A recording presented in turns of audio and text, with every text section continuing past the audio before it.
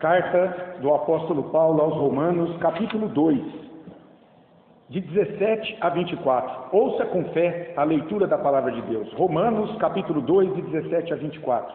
Você também, que participa aqui por meio desta pregação online, que Deus possa falar ao teu coração nesta manhã por meio desta palavra. Romanos 2, de 17 a 24. Diz assim a palavra do Senhor: Se porém tu, que tens por sobrenome judeu, e repousas na lei, e te glorias em Deus, que conheces a sua vontade, e aprovas as coisas excelentes, sendo instruído na lei, que estás persuadido de que és guia dos cegos, luz dos que se encontram em trevas, instrutor de ignorantes, mestre de crianças, tendo na lei a forma da sabedoria e da verdade, tu, pois, que ensinas a outrem, não te ensinas a ti mesmo? Tu que pregas que não se deve furtar, furtas? Dizes que não se deve cometer adultério e o cometes? Abominas os ídolos e lhes roubas os templos? Tu que te glorias na lei, desonras a Deus pela transgressão da lei? Pois como está escrito, o nome de Deus é blasfemado entre os gentios por vossa causa. Até aqui a palavra do Senhor nesta manhã. Vamos orar mais uma vez. Senhor, em nome de Jesus, lida foi a tua palavra, e nós clamamos o auxílio do teu Espírito Santo, para que possamos compreendê-la e vivê-la para a tua glória. Ajuda-nos, Senhor, que o Senhor ilumine a nossa mente, que o Senhor aquiete o nosso coração, para que possamos compreender no fundo de nós as verdades do Senhor reveladas aqui nesta tua palavra, naqueles dias e que nos alcança hoje também, Senhor. Ajuda-nos, Deus, para que possamos, de fato, como povo teu, vivermos aqui esta vida, glorificando o teu nome, em obediência à tua lei, como resposta de salvação em Cristo Jesus, que tu nos deste por tua graça e misericórdia. Ajuda-nos, Senhor. De fato, precisamos muito do Senhor. Fala conosco nesta manhã, ó Deus. Fala com todos nós, Senhor. Assim oramos em nome de Jesus. Amém. Meus amados, na pregação anterior, nós vimos Paulo dizer que tanto os gentios quanto os judeus, em razão das suas imoralidades, em razão de seus pecados, estão debaixo do juízo condenatório do Senhor. Veja, os judeus criticavam os gentios por suas imoralidades e diziam que eles estavam condenados, separados de Deus. Mas o judeu, quando quebrava a lei, também estava em pecado, sujeito à mesma condenação. E o versículo 13 do capítulo 2 serve muito bem de introdução para esse texto que hoje nós vamos ver. Ali Paulo disse o seguinte para os judeus, capítulo 2, versículo 13: Porque os simples ouvidores da lei não são justos diante de Deus, os judeus que ouviam na sinagoga a lei o tempo todo, mas os que praticam a lei hão de ser justificados.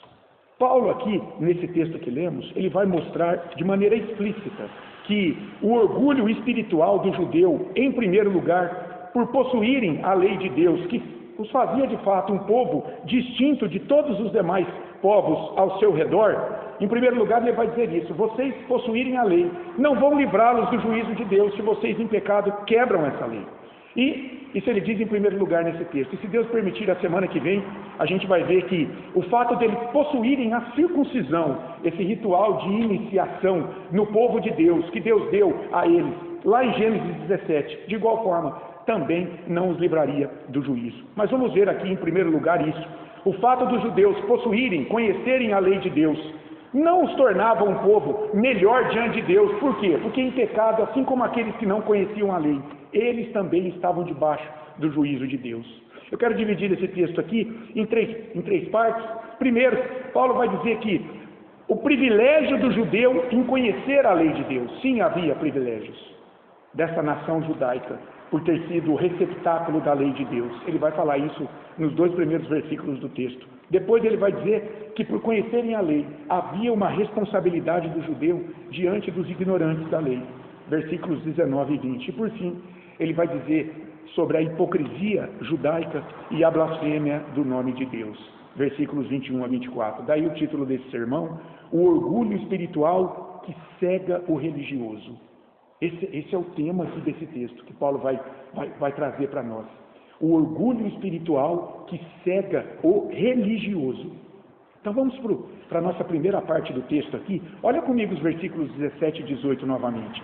Paulo está dizendo assim para os judeus: se porém tu, que tens por sobrenome judeu, e repousas na lei, e te glorias em Deus, que conheces a sua vontade e aprovas as coisas excelentes, sendo instruído na lei.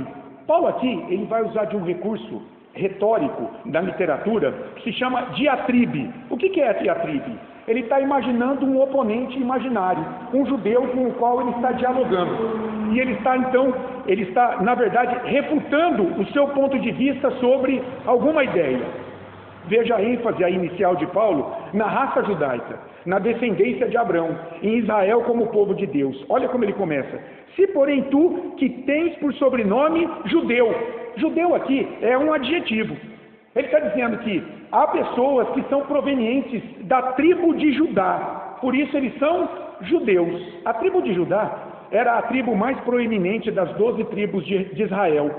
Lá em Jerusalém estava a capital de Judá, da tribo de Judá. Lá estava o templo onde Deus era adorado. E da tribo de Judá viria o Messias, Jesus Cristo.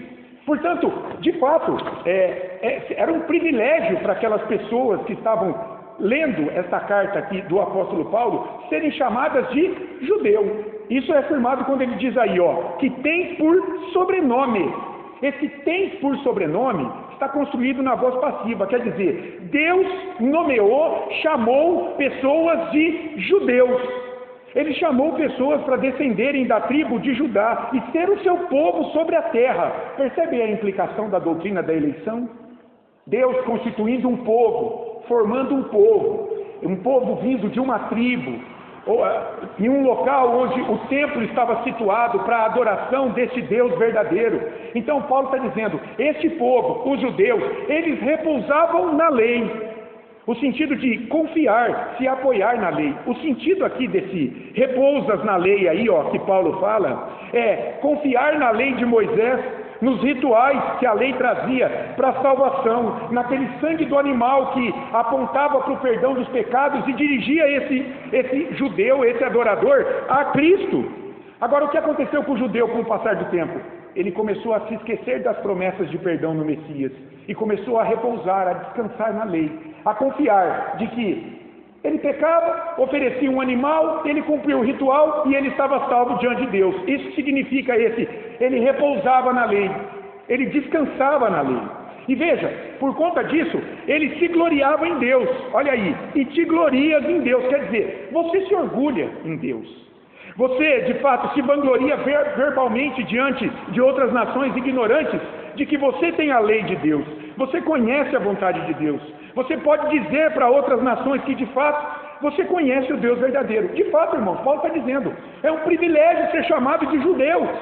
Lá em Deuteronômio 7:6, olha o que nós lemos. Deuteronômio, capítulo 7, versículo 6. Olha só, Deus está falando para o seu povo. Porque tu és povo santo ao Senhor, teu Deus.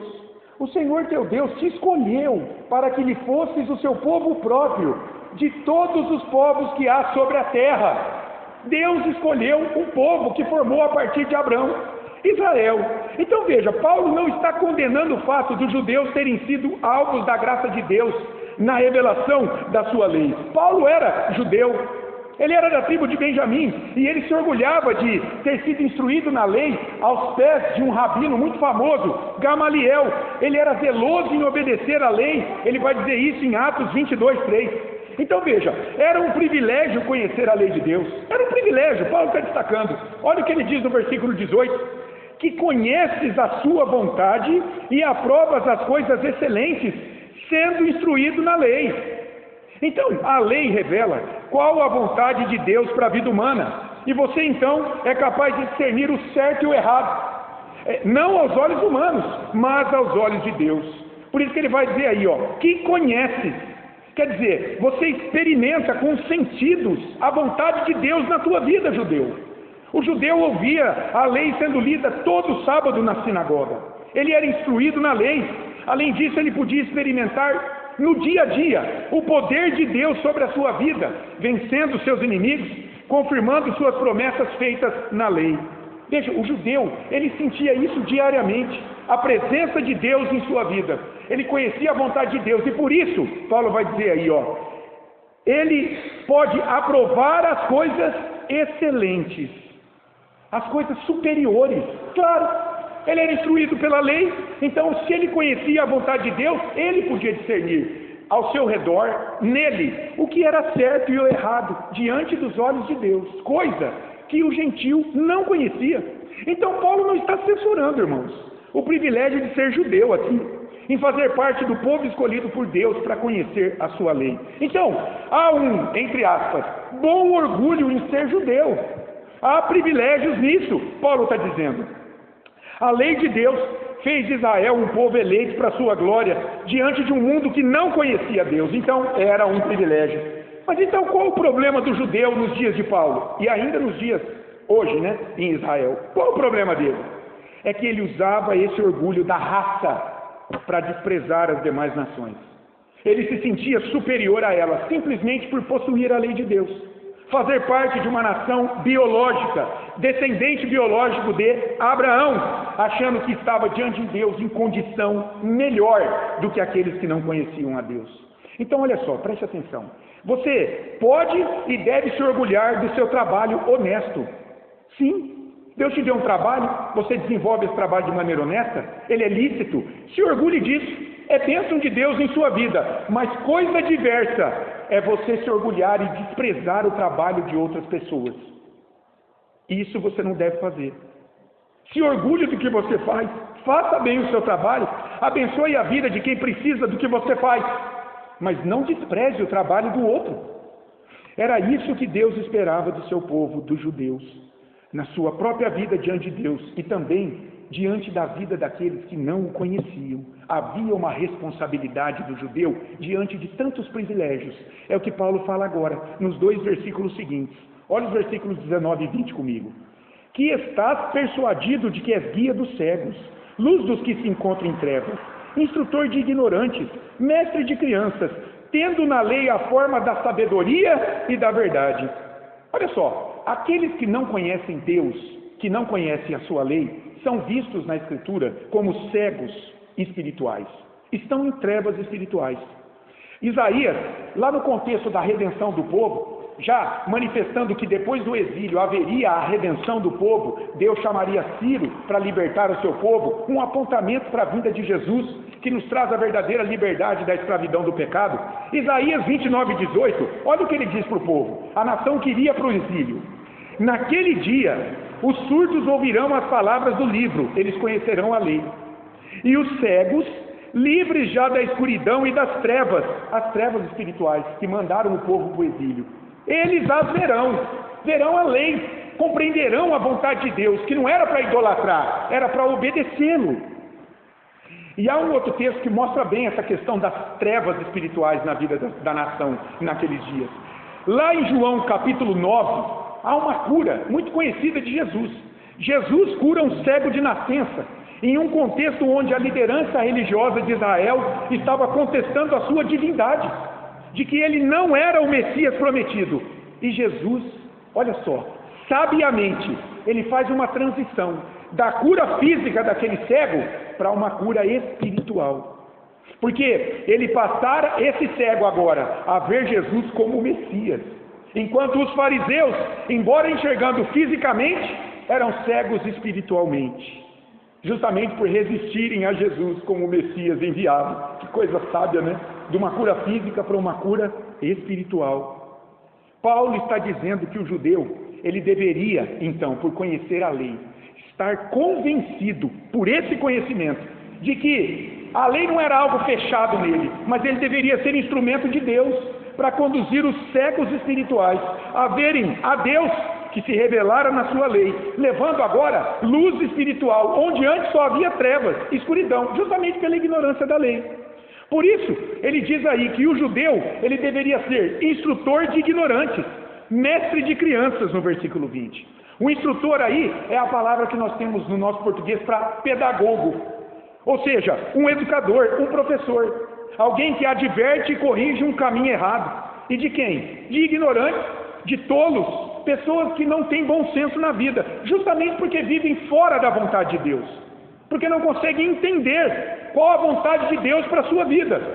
Ele deveria ser, além disso, mestre de crianças. O sentido aqui é um professor de escola dominical, alguém que forma a vontade de Deus desde tenra idade, na vida de crianças. Então, quando a gente olha para instrutor de ignorantes e mestre de crianças, quer dizer, de adultos ignorantes da lei e de crianças, o judeu deveria servir de um educador, um formador da vontade de Deus, do conhecimento da lei, na vida de todas as pessoas.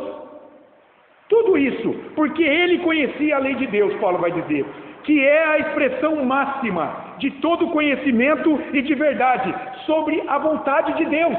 Esse é o sentido aí do termo aí, ó. Tendo na lei a forma da sabedoria e da verdade. Essa expressão aí significa que a lei de Deus, ela é confiável para dar pleno conhecimento e segurança daquele caráter moral e espiritual aprovado por Deus na vida de uma pessoa. Então, ao lado dos privilégios de ser judeu, Paulo vai dizer, havia grandes responsabilidades diante das demais nações. Uma missão que o judeu não conseguiu se desincumbir. Ele vai começar a falar isso agora, na última divisão desse texto, a partir do versículo 21. A hipocrisia judaica que quebrava a lei o tempo todo, e descansava na lei. Eu estou na lei, eu posso quebrar a lei. Não, essa hipocrisia levava o nome de Deus a ser blasfemado, desonrado diante dos gentios. E Paulo vai citar aqui 3 pecados que parece que eram muito comuns na nação judaica naqueles dias. Ele vai falar do roubo, do adultério e da idolatria. Os estudiosos, eles discutem por que Paulo citou especificamente esses 3 pecados. Por que não outros? Bom, podemos dizer que são pecados citados diretamente na lei de Deus. Veja, o roubo, o 8º, o adultério, o 7º, e a idolatria quebra o 1º e o 2º mandamento. Além disso, Paulo ele quer aqui confrontar a autoconfiança do judeu, simplesmente de conhecer a lei. Então ele quer mostrar que esses são pecados que os judeus e os gentios também cometiam, mas que quando os judeus igualmente os cometiam e censuravam os gentios, eles estavam debaixo da mesma condenação da lei. Paulo vai dizer, o gentio rouba, ele adultera e ele idolatra, mas vocês estão fazendo a mesma coisa. Vocês não estão em situação melhor diante dele. Então parece que por isso que Paulo citou 3 pecados que parece que eram mais vistos na nação judaica. Ele vai censurar a hipocrisia do judeu, primeiro aí no início do versículo 21, e vai concluir essa hipocrisia no 23. Olha o início do 21 comigo. Tu, pois, que ensinas a outrem, não te ensinas a ti mesmo? Olha o 23. Tu que te glorias na lei, porque a conheces, desonras a Deus pela transgressão da lei? O judeu hipócrita, ele não era um mestre confiável. Por quê? Porque ele dizia uma coisa e fazia outra. Parece que os políticos estão na mesma categoria, né? Jesus, lá em Mateus 23, ele censurou os judeus religiosos dos seus dias, dizendo que os judeus se sentaram na cadeira de Moisés. Quer dizer, eles se tornaram legisladores. E por isso eles adulteraram a lei com seus ensinos, adicionando mandamentos, práticas, tradições, que nem eles conseguiam cumprir, e nem os seus ouvintes. Então Jesus vai dizer, quando eles ensinam a pureza da lei, vocês ouçam o que eles dizem, mas não imitem as suas obras. Por quê? Porque eles ensinam uma coisa e eles não vivem segundo os seus ensinos. Eles são hipócritas e eles seriam condenados pela lei. Eles se orgulhavam de terem a lei e explicá-la às pessoas, mas quando a quebravam, eles desonravam o nome de Deus. Eles expunham o nome de Deus, a sua divindade, o seu poder, a sua santidade, a sua vontade, a ridículo diante das pessoas. É o que Paulo diz no versículo 23. Olha só, pensei numa ilustração aqui. Sabe o que eu vi outro dia? Eu vi um médico pneumologista fumando fora do seu consultório. Imagine, um médico pneumologista, ele estava fumando. Estava lá a placa, pneumologista. Eu passei de moto, olhei, ele estava fumando. E eu sei que era o médico que eu conheço. Estava fumando fora do seu consultório. Eu pensei o seguinte, naquela hora, que credibilidade tem esse médico para tratar de doenças pulmonares se ele mesmo não vive o que ensina? Terrível a condição do homem. Que credibilidade tem esse doutor? Se ele vivesse o que ele ensina, de que o cigarro debilita os pulmões, ele jamais fumaria. Ele ia lutar. Se ele acreditasse mesmo naquilo, ele ia lutar. Ele ia buscar, ele ia largar aquilo. Tem uma poetisa, escritora brasileira, muito conhecida, Cora Coralina, Dizem que ela disse, né, o seguinte, que ela já faleceu: feliz aquele que transfere o que sabe e aprende o que ensina. Feliz aquele que aprende o que ensina. Então, olha só, Paulo está dizendo aqui que o judeu estava, em primeiro lugar, furtando. Veja, ele vai falar a partir do versículo 21b. Primeiro, o roubo, o furto, um crime contra o patrimônio alheio. Ele vai demonstrar ao judeu que ele estava vivendo contrariamente ao que ele ensinava, justamente como esse doutor. 3 pecados abomináveis. Primeiro, o furto. Olha aí o versículo B, a parte B do versículo 21. Tu que pregas que não se deve furtar, furtas. Pregas aqui, que isso é, você proclama publicamente como um arauto, um mensageiro, um professor de escola dominical. Você está ensinando o 8º mandamento: não roubarás. Muito bem, você furta. Não furtarás, você furta. Furtar aqui, clepto, né? Daí vem cleptomania. Sabe quem é um cleptomaníaco? Existe isso. Cleptomaníaco é aquele que tem a mania de furtar coisas, de furtar, sem o consentimento do dono. Então ele vai num hotel, ele leva uma xícara e ele fala, é uma recordação. Ele vai numa lojinha, ele pega um souvenir daquele lugar. Enfim, é uma mania, o cleptomaníaco. E como é que furtava o judeu? Como que o judeu furtava, né? Como é que Paulo estava vendo isso naquela sociedade? Meus irmãos, os judeus em geral, eles eram vistos como desonestos diante dos gentios. O seu orgulho racial, olha só, esnobava e desconsiderava os interesses de pessoas de fora da nação judaica. Então, todo gentio, quando ia negociar com um judeu, ele já sabia de antemão que ele não seria considerado. E muitas vezes o que acontecia? Ele seria explorado no preço a ser exigido dele, por exemplo. Olha só, que terrível isso. Justamente por conta desse orgulho racial. Além disso, dentro da própria comunidade judaica, a liderança religiosa sempre buscava brechas para explorar os menos favorecidos. Deus sabia disso. Por isso que lá em Deuteronômio 15, quando está repetindo a lei, ele traz leis a favor dos pobres. Ao pobre, ao estrangeiro, ao gentio que negociava com ele, e às viúvas. É por isso que Jesus, lá em Mateus 23:14, ele lança um juízo condenatório sobre esses religiosos judeus. Ele vai dizer o seguinte, olha o que ele estava vendo nos seus dias. Ai de vós, escribas e fariseus hipócritas. Por quê? Porque devorais as casas das viúvas. E para o justificar, fazeis longas orações. Olha que terrível. Por isso, sofrereis juízo muito mais severo. Essa expressão aí, vocês devoram as casas das viúvas, significa, vocês limpam as suas casas, seus bens, suas riquezas. Vocês levam seu dinheiro embora, como preço pelas longas orações feitas. Se a gente pudesse atualizar isso aqui, pensando, por exemplo, hoje, vamos pensar como é que a gente limpa muitas pessoas. Talvez exigindo pagamento por missas especiais, por casamentos, por batismos, tem que pagar. Cotas em dinheiro para participar de campanhas de prosperidade, de vitória espiritual com a promessa de que o teu pedido vai te realizar. O compromisso no dízimo e oferta é como garantia de que se você der, você vai prosperar materialmente. Hoje são formas de muitos limpam a vida de muitas pessoas. Então veja, Paulo está dizendo que esses judeus religiosos hipócritas, eles estão furtando, quebrando o 8º mandamento, quando assim procedem em seus dias, com os gentios e também entre muitos judeus. Mas em segundo lugar, ele vai falar aí sobre o adultério, a imoralidade sexual do judeu, ao dizer, olha o início do 22, dizes que não se deve cometer adultério e o cometes. Ao que parece, irmãos, a prática do adultério entre muitos judeus era conhecida e era aceita nos dias de Jesus. Foi assim, lá que em Mateus 19, Jesus ele foi confrontado pelos judeus com a seguinte pergunta. Olha a pergunta dos judeus para ele. É lícito ao marido repudiar a sua mulher agora, por qualquer motivo? Olha a pergunta. Por qualquer motivo? Jesus respondeu, não. Somente no caso de relações sexuais ilícitas é possível o divórcio sem que haja posterior adultério. A gente tem que entender por que eles perguntaram isso para Jesus. É possível o marido repudiar a mulher por qualquer motivo? Naqueles dias, havia duas escolas de interpretação da Torá, da lei de Deus.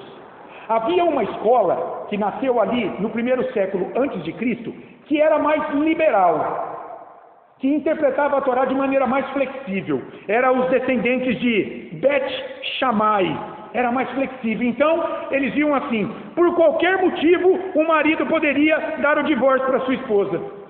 Então, errou o tempero da comida? Divórcio. Queimou minha camisa passando? Divórcio. Levantou com um bafo de mau humor hoje? De mau humor? Divórcio. E por assim vai. Eles entendiam, com base nessa escola de interpretação da lei, que qualquer motivo que desgostasse o marido poderia dar a ele o direito de despedir a sua esposa. Mas havia uma escola de pensamento que era mais rígida. Os Bet Hillel, descendentes desse rabino aí que viveu no primeiro século antes de Cristo, Hillel. Eles entendiam que não, era só por meio de relações sexuais ilícitas. Só assim era possível o divórcio sem posterior adultério. Olha que interessante, não é?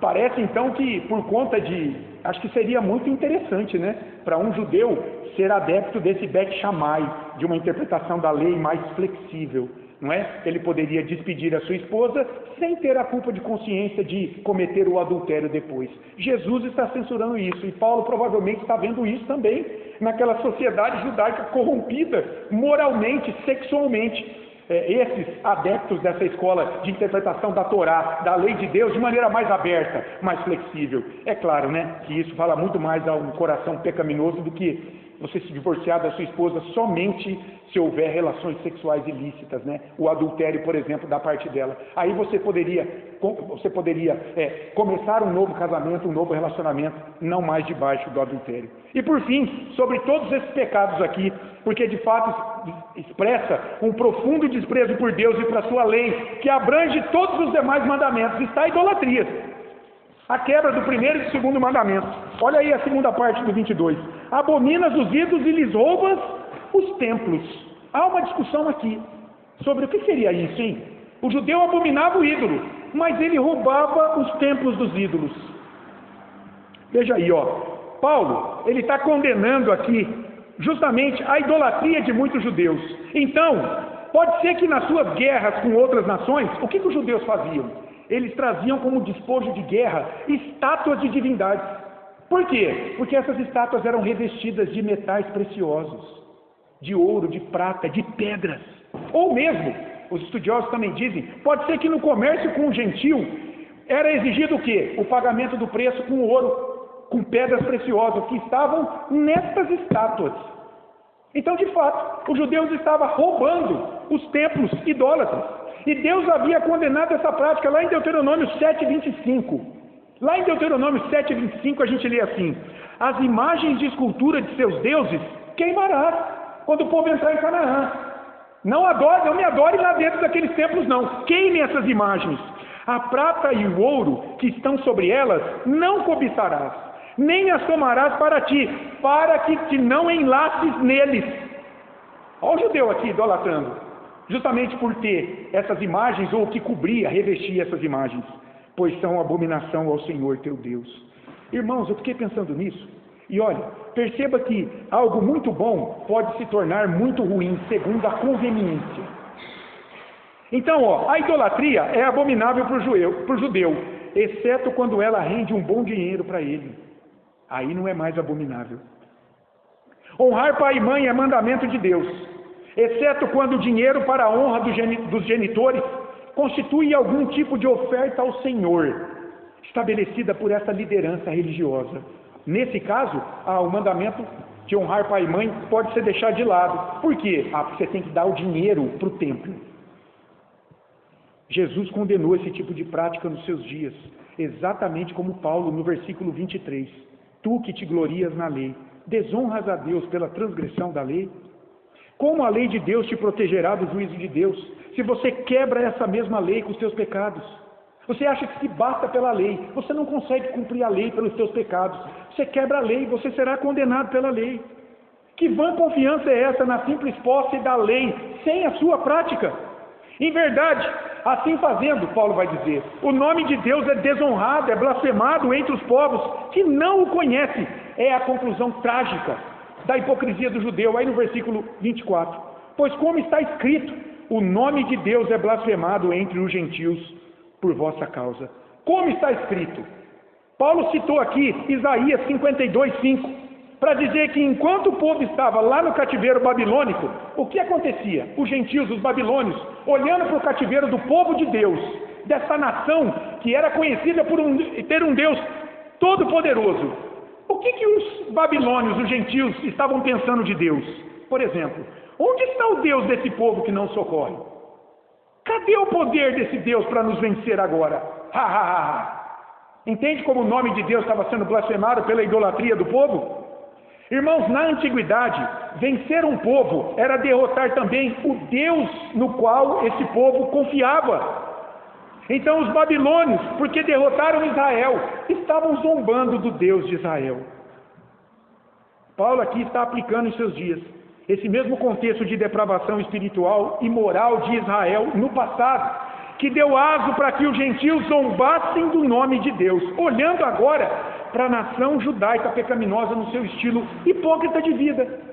Pessoas que, em vez de servirem de guias para os cegos espirituais ao seu redor, mantinham entre si uma vida depravada, sexual e moral, e ainda exploravam as demais nações, roubando-as, o que dava motivo para que os gentios novamente, agora, zombassem, menosprezassem, duvidassem do caráter do Deus de Israel. Preste atenção. O orgulho espiritual dos judeus havia cegado a nação para as verdadeiras implicações da lei divina. Eles se achavam muito superiores aos demais povos, pensando poder viver de forma relaxada agora diante da lei de Deus, já que eles conhecem a lei. Os judeus não seriam poupados no juízo, Paulo está dizendo, pelo simples fato de conhecerem a lei de Deus, sem a sua prática diante das demais nações. Pena de Deus permitir a blasfêmia do seu nome diante dos povos. O que vimos aqui nesse texto? O judeu era o único povo que conhecia a lei de Deus e se orgulhava disso. O judeu deveria conduzir os ignorantes da lei ao seu redor, a também conhecerem o Deus verdadeiro. E por fim, o judeu era hipócrita quando quebrava a lei de Deus, cometendo os mesmos pecados que condenava na vida dos gentios, dando aso, oportunidade para que o nome de Deus fosse blasfemado entre os povos. E que lições a gente pode tirar desse texto? Olha só, em primeiro lugar, o que esse texto fala para mim e para você? Alguns alertas para a nossa vida. Deus tem se revelado a você todas as semanas. E meu irmão, que privilégio você tem tido por isso. Você é povo de Deus, você é propriedade de Deus, você foi comprado pelo sangue de Cristo. Deus revelou a sua vontade a você, para que você agora buscasse viver segundo essa vontade. Preste atenção, você foi chamado para conhecê-lo e ser salvo pela graça mediante a fé em Jesus Cristo. E agora? O que Deus espera de você? Que você busque obedecê-lo e servi-lo com sua vida, compartilhando a mensagem do Evangelho com todos os cegos espirituais ao teu redor, com todos os que vivem nas trevas espirituais deste século, escravizados pelo seu próprio coração, por um mundo sem Deus e por Satanás, sendo luz e um guia confiável para todos os tolos e ignorantes da lei que cruzam o teu caminho todos os dias. Deus espera isso de mim e de você. Então, não dê motivos para que o nome de Deus seja zombado por aqueles que não o conhecem, mas apresente Deus aos perdidos a partir da tua própria vida com Jesus Cristo. Que grande privilégio Deus te deu. Mas veja, há uma responsabilidade aí também. Deus espera que nós compartilhemos este Evangelho com aqueles que são cegos espiritualmente para a vontade de Deus, com tolos, pessoas que acham que caminham de maneira muito agradável ou aprovada diante de Deus, mas sem Cristo como seu Salvador, estão condenados diante de Deus. Deus espera que a gente compartilhe esse Evangelho. Além disso, Ele espera que a gente seja luz para nós, no sentido de nos esforçarmos para mortificar o pecado que há em nós, para buscar obedecer a Deus, não para ser salvo, porque nós já fomos salvos pela graça, mas para dar evidência diante do mundo da nossa própria confissão pessoal de fé, de que de fato há um poder que opera sobre a minha vida, porque hoje eu não tenho mais prazer no pecado. Hoje o pecado é um acidente na minha vida. Ele acontece, mas ele é um acidente. Um acidente não acontece o tempo todo. Ele não é algo habitual, no qual eu tenho prazer. Não. Hoje eu luto contra a mentira, contra a desonestidade, contra a preguiça espiritual. Eu estou lutando contra isso na minha vida. Isso serve de testemunho para mim mesmo, de que há um poder sobre a minha vida. Porque no passado, isso era indiferente. Algo mudou. Então, que você seja luz para você, na luta contra o pecado. E ainda, por fim, esse texto está dizendo a todos nós, cuidado. Se você está andando de carro e vê na estrada uma placa bem grande escrita assim, perigo, é bom você acender a luz do carro, diminuir a velocidade, colocar o cinto de segurança, redobrar a atenção, porque o perigo se avizinha, ele pode estar logo à frente. Pode ser um desfiladeiro, um rio, um buraco grande, uma linha de trem cruzando a estrada, obras na pista que colocarão a tua vida em risco. Então, o perigo aqui, nesse texto, é o teu orgulho espiritual. É você confiar na tua religião para a tua salvação, como o judeu fazia, achando que por vir à igreja, ser fiel nas contribuições, não concordar com a vida de prostitutas, bandidos, a desonestidade dos políticos, por tudo isso, você está em melhor condição que eles diante de Deus. Sim, claro, em certo sentido, você está mesmo. Você conhece o Deus verdadeiro e a vontade absoluta dele para a tua vida. Mas, no fundo, o que diferencia você desses mortos ao teu redor não são as tuas obras. É a graça de Deus que te chamou para pertencer a Cristo e te dar a vida. Você tem vida diante de Deus, não pela tua religião, não pelas tuas obras, não pela placa da tua igreja, mas pela obra de cruz de Jesus, que pagou o preço dos teus pecados, para que você fosse perdoado e não mais condenado diante da lei de Deus. Entendeu isso? Que graça, que misericórdia, que descanso. Vinde a mim todos que estáis cansados e sobrecarregados, e eu vos aliviarei. Essa é a verdadeira religião. Essa é a verdadeira confissão de fé. Eu confio tão somente no que Jesus fez por mim.